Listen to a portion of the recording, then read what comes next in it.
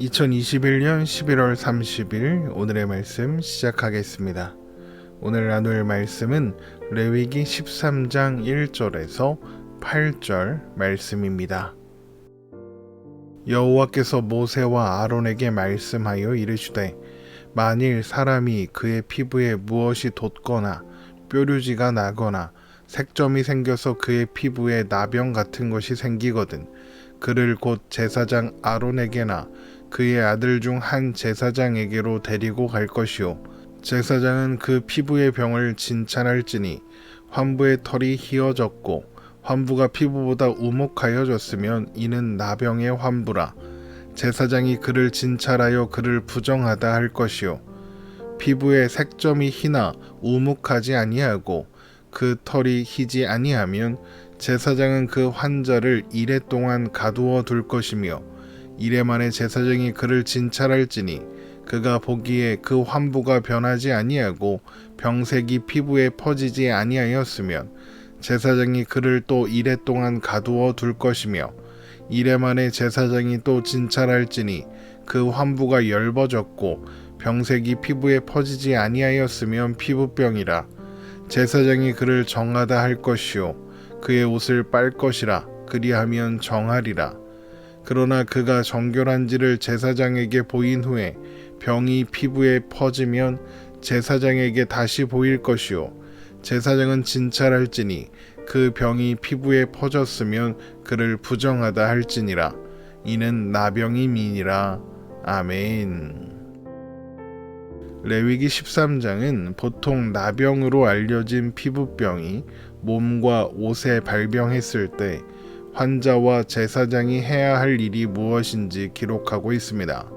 그래서 레위기 13장은 나병의 발병 여부를 확인하는 9가지 방법을 소개하고 있는데 오늘 본문은 피부에 생긴 반점이나 뾰루지, 색점이 나병인지 아닌지를 확인하는 절차를 기록하고 있습니다. 어떤 사람의 피부에 무엇이 돋거나 뾰루지가 나거나 색점이 생겨서 피부에 나병이 감염된 것으로 보이면 그를 제사장에게로 데리고 가서 보여야 합니다.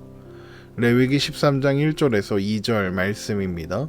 여호와께서 모세와 아론에게 말씀하여 이르시되 만일 사람이 그의 피부에 무엇이 돋거나 뾰루지가 나거나 색점이 생겨서 그의 피부에 나병 같은 것이 생기거든 그를 곧 제사장 아론에게나 그의 아들 중 한 제사장에게로 데리고 갈 것이요 무엇이 돋거나의 증상은 피부가 변색되면서 다른 부분보다 돋아올라 반점처럼 된 것을 의미합니다. 뾰루지는 쉽게 뾰루지라고 생각하면 될 것 같고요. 색점은 피부에 하얀 점이 생기거나 하얗게 변색되는 증상을 의미합니다. 이런 증상들은 나병의 증상으로 여겨졌는데 그렇다고 여기에서 나병이 단순히 한생병만을 의미하는 것은 아닙니다. 의학이 발달하지 못했던 시대에 쉽게 고칠 수 없는 심각한 수준의 피부병을 포괄적으로 나병이라 했을 것으로 추측됩니다. 어쨌든 이런 종류의 증상이 있는 사람을 제사장에게로 데려오면 제사장은 피부의 병을 진찰하여 나병 여부를 판단하게 되는데 환부의 털이 휘어졌고 환부가 다른 피부보다 움푹 들어가 있으면 나병으로 보고 제사장은 그를 부정하다고 선포해야 합니다. 레위기 13장 3절입니다. 제사장은 그 피부의 병을 진찰할지니 환부의 털이 휘어졌고 환부가 피부보다 우묵하여졌으면 이는 나병의 환부라. 제사장이 그를 진찰하여 그를 부정하다 할 것이요 이렇게 부정하다고 선포되면 환자는 옷을 찢고 머리를 풀며 윗입술을 가리고 부정하다 부정하다 외쳐야 하며 병에 걸려있는 동안은 진영 밖으로 나가 공동체와 분리되어 살아야 합니다. 레위기 13장 45절에서 46절 말씀입니다. 나병 환자는 옷을 찢고 머리를 풀며 윗입술을 가리고 외치기를 부정하다 부정하다 할 것이요 병 있는 날 동안은 늘 부정할 것이라. 그가 부정한즉 혼자 살되 진영 밖에서 살지니라. 나병과 같은 피부병을 부정하다 하시는 것은 피부에 일어나는 증상이 죽은 자, 그러니까 시체에 일어나는 현상과 비슷하기 때문인 것 같습니다. 민수기 12장을 보면 하나님께서 모세의 누이 미리암이 모세를 비방한 일로 진노하셨고 그 결과 미리암에게 나병이 생긴 사건이 기록되어 있습니다. 그 기록에 보면 나병에 걸린 미리암을 본 아론이 모세에게 그가 살이 반이나 썩어 모태로부터 죽어서 나온 자 같이 되지 않게 해달라고 요청하는 장면이 나옵니다. 민수기 12장 9절에서 12절 말씀입니다. 여호와께서 그들을 향하여 진노하시고 떠나심에 구름이 장막 위에서 떠나갔고 미리암은 나병에 걸려 눈과 같더라. 아론이 미리암을 본즉 나병에 걸렸는지라. 아론이 이에 모세에게 이르되 슬프도다 내 주여, 우리가 어리석은 일을 하여 죄를 지었으나 청하건대 그 벌을 우리에게 돌리지 마소서. 그가 살이 반이나 썩어 모태로부터 죽어서 나온 자 같이 되지 않게 하소서. 이것이 한센병인지 아니면 다른 종류의 심각한 피부병인지는 알 수 없습니다.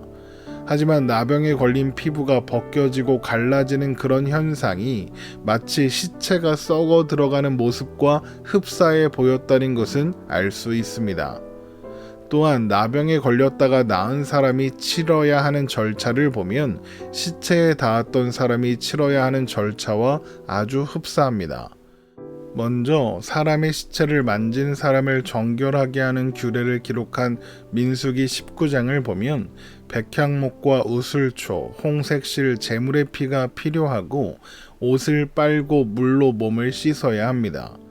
그런데 레위기 14장을 보면 나병에 걸렸다가 나은 사람이 치러야 하는 절차에도 비슷한 것들이 요구된다는 것을 확인할 수 있습니다. 뿐만 아니라 나병 환자와 접촉하거나 한 지붕 아래 있는 것만으로도 부정하게 되는 것도 시체에 접촉하거나 죽은 자의 장막에 들어가기만 해도 부정하게 되는 것과 같습니다. 이런 여러 가지 정황을 미루어 보아 죽음의 영역에 닿는 것이 부정하듯 나병도 부정하다 하신다는 것을 알 수 있습니다. 죽음의 영역이 부정하다 하시는 것은 이미 여러 번 설명했던 것처럼 성경에서의 죽음이 하나님 없음, 하나님의 부재를 의미하기 때문입니다. 결국 나병은 하나님의 임재 밖으로 나가게 되었음을 상징하고 또한 그래서 성경에서 나병이 하나님께서 징벌하신 결과로 다뤄지게 되는 것입니다. 마치 아담이 하나님과 같이 되고자 선악과를 취함으로써 하나님 없음의 상태, 곧 죽을 수밖에 없는 존재가 되어 에덴에서 추방되었던 것처럼 말입니다. 그래서 나병이 확인된 사람은 옷을 찢고 머리를 풀어 헤치고 입을 가린 채 스스로 부정하다라고 외쳐야 했던 것입니다. 옷을 찢고 머리를 풀어 헤치고 입을 가리는 것은 사랑하는 가족의 죽음처럼 감당할 수 없는 재앙이나 슬픔을 당했을 때 하는 행동입니다. 그러니까 나병에 걸린 사람은 자신이 나병이 상징하는 바 죽음, 곧 하나님 없음의 상태에 머물게 되었으므로 인하여 슬퍼하고 절망함으로써 하나님 있음의 상태, 하나님의 임재를 갈망하고 사모해야 한다, 이런 것이 되는 것입니다. 그러나 환부의 색이 희지만 우묵하지 않고 털이 희지 않으면 나병으로 확정할 수는 없지만 나병의 가능성이 있는 사람이므로 7일 동안 격리해야 합니다. 레위기 13장 4절입니다. 피부의 색점이 희나 우묵하지 아니하고 그 털이 희지 아니하면 제사장은 그 환자를 이레 동안 가두어 둘 것이며, 환자를 격리한 지 7일 뒤에 제사장은 다시 환부를 확인하게 되는데, 그때도 만일 환부가 변하지는 않았지만 피부에 퍼지지 않고 있는 상황이라면 다시 7일 동안 더 격리해야 합니다. 레위기 13장 5절입니다. 이레 말에 제사장이 그를 진찰할지니 그가 보기에 그 환부가 변하지 아니하고 병색이 피부에 퍼지지 아니하였으면 제사장이 그를 또 이레 동안 가두어 둘 것이며, 그렇게 7일을 추가로 격리한 뒤에 제사장이 진찰했을 때 만일 환부가 엷어졌고 병색이 피부에 퍼지지 않았다면 일반적인 피부병이므로 환자를 정하다 선포한 후에 그가 입었던 옷을 빨아야 합니다. 레위기 13장 6절입니다. 이래 만에 제사장이 또 진찰할지니 그 환부가 엷어졌고 병색이 피부에 퍼지지 아니하였으면 피부병이라. 제사장이 그를 정하다 할 것이요 그의 옷을 빨 것이라. 그리하면 정하리라. 이것은 1차 격리를 마친 후에 확인했을 때도 동일하게 적용됩니다. 이렇게 환자를 격리하는 것에는 두 가지 목적이 있는데, 첫 번째 목적은 피부에 생긴 증상이 일시적인 증상인데 나병으로 판단하는 오류를 줄이기 위해서입니다. 이렇게 신중에 신중을 기하도록 한 것을 통해서도 나병으로 확진되는 것이 얼마나 심각한 의미를 가지는지 알 수 있습니다. 또 환자를 격리하는 두 번째 목적은 피부병이 다른 사람에게 전염되는 것을 방지하기 위해서입니다. 물론 이것은 단순히 병증이 전염되는 것만을 막기 위한 것은 아닙니다.